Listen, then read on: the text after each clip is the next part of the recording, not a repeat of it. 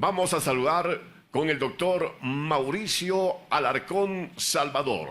Es analista, se conecta vía Zoom y conversa para los oyentes de Radio Centro Decisión Popular. Conversa con Jorge Jácome y Patricio Vasco. Doctor, buenos días, bienvenido a Radio Centro, al Boletín Nuevo Día. Hemos iniciado una jornada electoral sumamente importante para el país. Dejemos de lado de lo que ha significado la campaña, lo que ha significado la propuesta de cada uno de los candidatos. Veámonos en el presente y proyectémonos hacia lo que se debe como retos a asumir para por lo menos generar una estabilidad en el orden económico, social, y no nos olvidemos los temas fundamentales de gobernabilidad del país y de su débil institucionalidad que afrontamos en este momento. ¿Qué espera mañana el Ecuador en el caso, en un supuesto, de que en una sola vuelta se definiera este proceso electoral? Buenos días, bienvenido, doctor. Buen día, mis queridos amigos. Un abrazo desde una fría Quito. Ha amanecido incluso con lluvia en algunos lugares.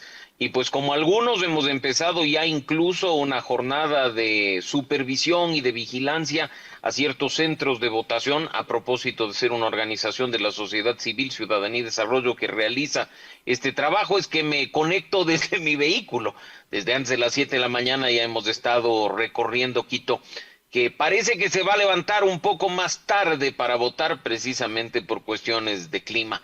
Aprovecho también, no faltaba más, para desear un feliz cumpleaños a Luis Gamboa, pues el trabajo que ha hecho Radio Centro en Ambato y todos sus alrededores ha sido fundamental durante todo este tiempo, y en buena hora, no solo por ese cumpleaños, sino por el trabajo para hacer una comunicación plural, respetuosa y objetiva, en la medida de lo posible, por supuesto. Ahora sí, entrando en materia, no soy de aquellos que cree que las cosas deben ser definidas en una vuelta. No lo fui cuando Rafael Correa pensaba ganar en una vuelta, no lo soy hoy. Creo que la legitimidad viene mucho más enfocada, con mejores resultados, si es que las cosas se definen en segunda vuelta. Incluso un cable a tierra para el candidato presidencial que resulte favorecido es la segunda vuelta, porque en primera parecería que algunos lo que quieren es asumir un poder bastante más allá del que se supone les damos los ciudadanos a través del voto, pero más allá de cualquier tema, sea mañana o sea el 24 de mayo, que es cuando efectivamente cambia el gobierno, y más allá de quién sea, insisto, si hay continuidad o no, cambia el gobierno, inicia un nuevo mandato, los ecuatorianos seguimos enfocados en lo que significa combatir la inseguridad, mejorar las condiciones económicas y generar empleo, y luchar efectivamente contra la corrupción. Estas tres prioridades no son nuevas, no aparecen para este proceso electoral. Basta revisar un histórico de las encuestas y de los estudios de opinión para darnos cuenta que hace más de una década, probablemente sí con menores números, los ecuatorianos ya nos referíamos a esto como los asuntos prioritarios a ser tratados por quien asuma la función ejecutiva. Pero no nos olvidemos que ningún trabajo de gestión pública es viable, incluso si se quiere transformar el país y las anquilosadas instituciones que muchos se han pasado por encima, tener gobernabilidad con la Asamblea. Y gobernabilidad no va simplemente por el hecho de darle a un mismo partido el control de estas dos funciones. Ya vivimos de ese tema en un periodo anterior. Se da eligiendo bien, se da poniendo en las curules a personas que tienen formación, tienen experiencia y hacen propuestas sensatas para los ecuatorianos. Esperemos que el día de hoy podamos lograr ese resultado. Ahora, doctor, siempre ha sido eso el anhelo de los ecuatorianos, elegir los mejores cuadros, considerando incluso, entre comillas, la mediocridad de los mismos cuadros que nos presentan. Pero la ley y la norma está creada de una manera para seguir eligiendo casi a los mismos, y la Asamblea no deja de ser una excepción. Hay que analizar los números, el gran porcentaje de quienes vienen de muerte cruzada y ya formaron parte de la nueva Asamblea y hoy van por un proceso de reelección.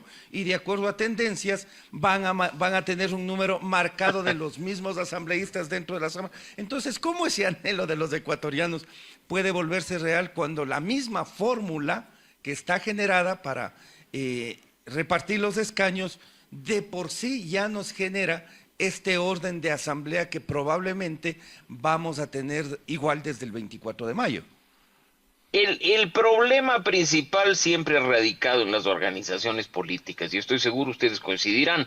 Acá no importa quién, lo que importa es llegar. Acá no importa si comparte o no con el partido, el movimiento, los principios, la ideología o la propuesta. Lo importante es que sea un caballo ganador, y qué mejor si puede arrastrarme a uno o a dos detrás. Es lo único que se piensa. Los partidos y los movimientos, en lugar de ser lo que deberían, pilares fundamentales de la democracia basados en ideas y en propuestas y no simplemente en asuntos electorales, terminan haciendo lo que han hecho durante muchas décadas, en Ecuador, en América Latina y en el mundo, no nos engañemos, pero yo sí creo que la mayor responsabilidad la tenemos nosotros. Hace unos días mencionaba en algunas entrevistas y en redes sociales, si votamos por camiseteros no esperemos resultados distintos, son personas que llegan a la asamblea a cotizar su voto, a venderse al mejor postor, que no tienen escrúpulos para irse de una bancada a otra. Mira que tenemos en este proceso electoral candidatas a la Asamblea que han militado en 4 organizaciones políticas durante los últimos 18 meses. 4. Y que han ido desde el un extremo hacia el otro. Y que pretenden engañar al electorado diciendo que son humanistas, que son eclécticas, que son de centro, cuando su propuesta lo único que apunta es a satisfacer sus necesidades propias, las de su grupo de amigos o las del caudillo de su organización política. La gran oportunidad, cuando fallan los partidos y los movimientos, la tenemos nosotros, de dar el voto a quien se merece, y no simplemente por votar todo en plancha o por hacer las cosas de una u otra manera, terminar poniendo en la asamblea a personas que incluso ganan plata sin ni siquiera ir a las votaciones. Perfecto, sí. Eso tenemos. Analizábamos hace poco con Jorge el sistema que nos han impuesto con una contradicción evidente para partir, nomás no. Resulta que el derecho al voto es proclamado, pero resulta que si no tenemos el papeleta de votación estamos impedidos de desarrollar trámites administrativos personales. Hay una primera contradicción, pero en ese panorama que acaba usted de relatarlo, sin ser de pesimista, pero es lo que tenemos. Y a las urnas vamos para elegir a estos. 236 candidatos a asambleístas han estado relacionados con procesos penales. Este es un trabajo de fundamedios. Este es un trabajo de fundamedios. La mayoría de casos se han archivado y muy pocos han sido condenados. Pero algunos lograron suspender las causas en su contra al convertirse en candidatos. Eso no es todo. 733 tienen declaraciones tributarias pendientes en los últimos 7 años y 153 mantienen deudas con el fisco. Asamblea 2025. ¿Quiénes son los candidatos? Ahí están el cuerpo entero, doctor Alarcón. Pero por supuesto, y los datos... A ver, tenemos algún inconveniente. Alguna dificultad tuvimos. Son correctos. Revisar esa información que viene de la sociedad civil, revisar esa información que viene del periodismo responsable y en función de ello tomar la mejor decisión. De eso se trata. Pero de nuevo, si votamos por evasores tributarios, no esperemos una asamblea responsable. Si votamos por personas con procesos abiertos en la justicia, no necesariamente penales, no esperemos una asamblea diferente. Si votamos por camiseteros, insisto, no esperemos un resultado distinto. En nuestras manos está, cuando las organizaciones políticas han fallado, hacer una asamblea diferente. Y de nuevo, la gobernabilidad no pasa por darle el control de las dos funciones del Estado a una misma organización política. Ya lo vivimos en una década terrible hace poco. Se trata, en definitiva, de poner a personas que tengan sentido de país, conciencia de ciudadanía y propuestas claras en beneficio de todos. El debate lo inició planteando Jorge y decía, ¿qué condiciones pueden darse para que haya una sola vuelta? Eso, la consecuente pregunta es, ¿ahorraría dinero al país o le restaría capacidad de que el país tenga una visión clara de quiénes van a ser sus gobernantes, doctor Alarcón? Bueno, hay indudablemente un ahorro para el país si es que no hay una segunda vuelta, ¿no? Nos ahorraremos papel, nos ahorraremos recursos de la plata que se les paga a los miembros de las juntas receptoras de voto. Habrá mil cosas que nos podamos ahorrar.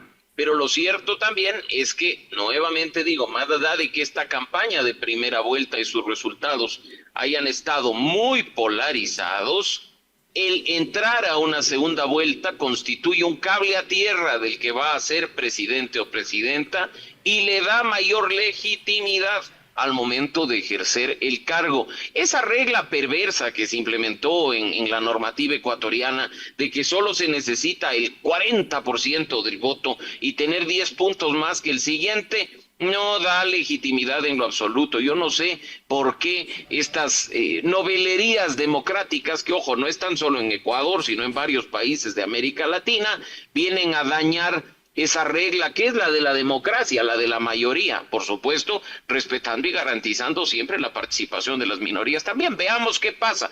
No hay que descartar con las cifras que vimos en las últimas encuestas que pudieron ser publicadas bajo la normativa del CNE, que todo se define en una vuelta, pero habrá que esperar y ver a hoy, las 5 de la tarde, cómo se pronuncia el país.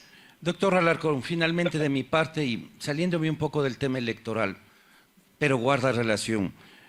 Ciertamente se percibe como una tendencia de varios candidatos el tema de mejorar la institucionalidad o la substancia del Estado como tal, yéndonos a una asamblea constituyente en función de una nueva Carta Magna para los ecuatorianos. ¿Usted ve viable esa posibilidad? ¿Eso determinaría que la asamblea en sus funciones no esté más allá del tiempo necesario para que sea una constituyente la que nuevamente reestructure nuestro país? No señalando que la Constitución es todo, pero sí señalando cómo la Constitución en muchos de los aspectos sí ha afectado intrínsecamente la institucionalidad del Ecuador. A ver, partamos de un punto, y es una pregunta importantísima a propósito de lo que hemos escuchado de varios candidatos. Incluso sobre un proceso constituyente, los ecuatorianos tendremos a través de las urnas la última palabra.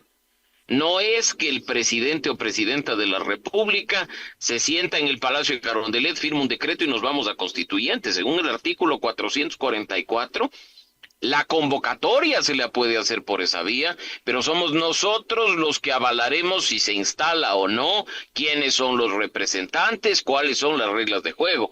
La constituyente desde su origen mismo pasa a ser un asunto de democracia de los ecuatorianos.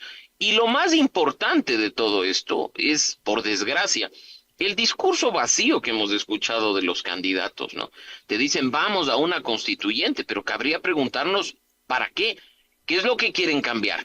¿O quieren nuevamente, como ha sucedido en ocasiones anteriores, hacer un traje a la medida del emperador de turno? Ya estamos viviendo las consecuencias, pues, de ese traje a la medida hecho en el 2008, ¿no? Con cortes imperiales, con instituciones cooptadas, con hiperpresidencialismo. ¿Qué nos proponen? ¿Constituyente para qué? ¿Constituyente con qué líneas de cambio? Incluso mira que en ese decreto del artículo 444 que abriría las puertas a un proceso constituyente, no necesariamente se debe disolver la asamblea, podría incluso la constituyente funcionar en paralelo, de tal forma que sea una constituyente limitada a solo moverse en el texto constitucional y no tengamos, como fue la de Montecristi, recordarán ustedes, una asamblea de plenos poderes que hasta legisló por la vía de los denominados mandatos constituyentes, ¿no? Así es que nada está dicho. Yo creo que aquí lo importante es, como se dice, esperar y ver si es que las reglas de juego que provienen de quien convoque a una constituyente son las mejores para que los ecuatorianos podamos, sí, alcanzar una transformación verdadera de esas instituciones que particularmente en este periodo han demostrado no funcionar. Aquí no aplica ese término tan popular en nuestro país. Veamos los toros de lejos. Todos tenemos que comprometernos y este día es para reflexionar y hacer un voto responsable. Hemos llegado a este proceso de elecciones generales con mucho desgaste y en realidad diría con una apatía generalizada, no solo de la ciudadanía, sino incluso por parte de los candidatos. Gracias por su tiempo, doctor Alarcón. Siempre un gusto, amigos queridos, y a seguir, como lo dije, haciendo un buen periodismo en beneficio de la audiencia. Un abrazo a Luis Gamboa y a ustedes, y que el país se pronuncie en beneficio de todos.